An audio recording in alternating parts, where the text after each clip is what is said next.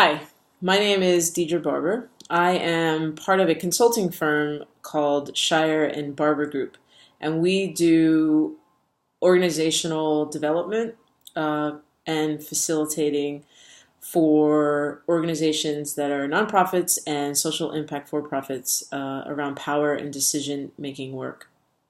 And recently, yesterday as a matter of fact, we did a decision clarity boot camp for women leaders in exploring power and decision making.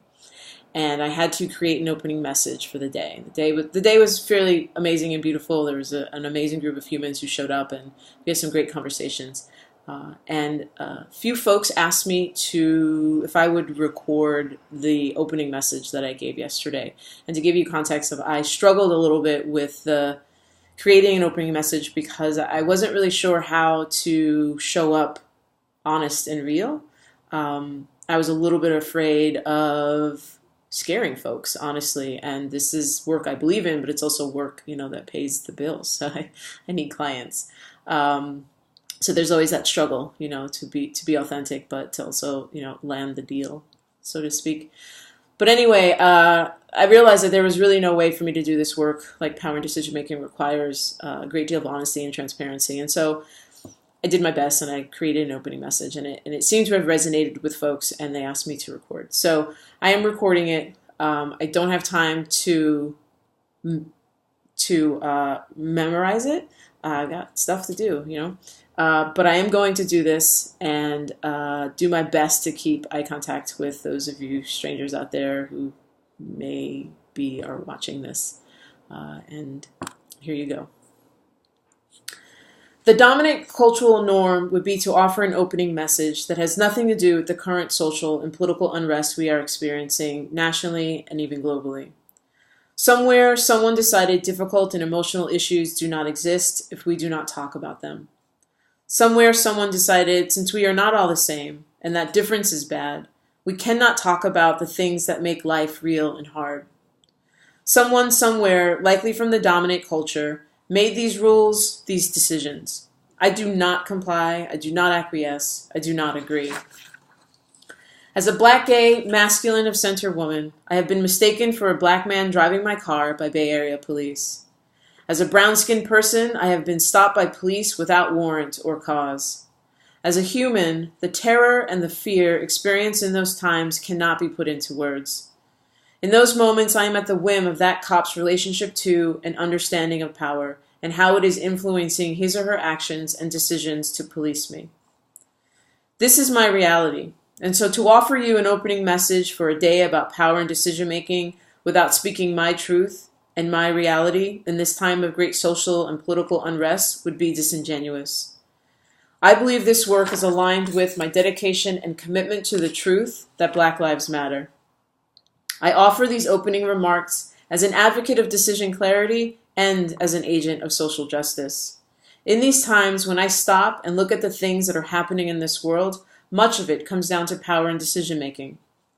My work as a decision clarity architect, the skin I am in, and the gender I am in, begs me to ask the question of who is at the decision-making table? What stakeholders are not present? Why are these unheard voices not included? What decisions have been made? What illusions to power exist? And how different could this world be if the people most directly impacted by and knowledgeable of issues and policies had decision-making authority? It's not just policing decisions that need to be checked, reevaluated, and dismantled. Police departments do not work in a vacuum. They are a direct output of our society's continued movement in norms whose privileges do not include all people, and where the rules of behavior are not the same for all of us.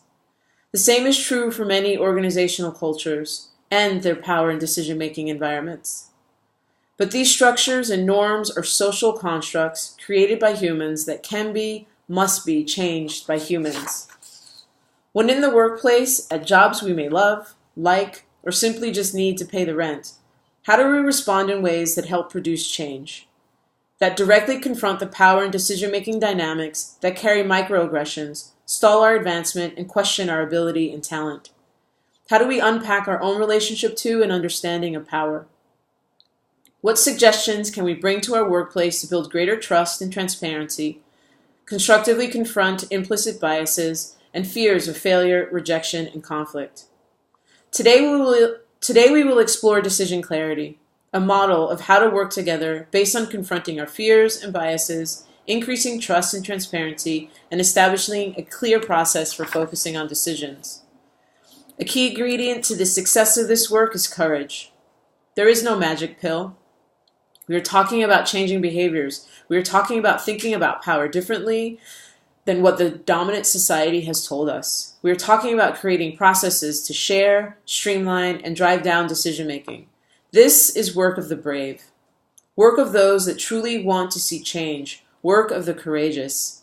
Courage on the part of leaders, of the CEOs and the EDs, of the team leads, the people who want to create work environments where people wake in the morning wanting to show up, where there is conflict that gets confronted constructively, transparency is high, and confusion is low.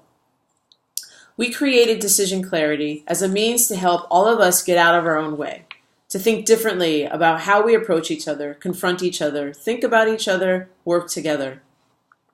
To those who want to seriously do the work of changing systems that are hindered by implicit and explicit processes designed to concentrate power and decision-making in the hands of the few at the detriment of the many, today we are offering you insight into a framework, a way of working together that is different from the norm and that will challenge you to be your most courageous self.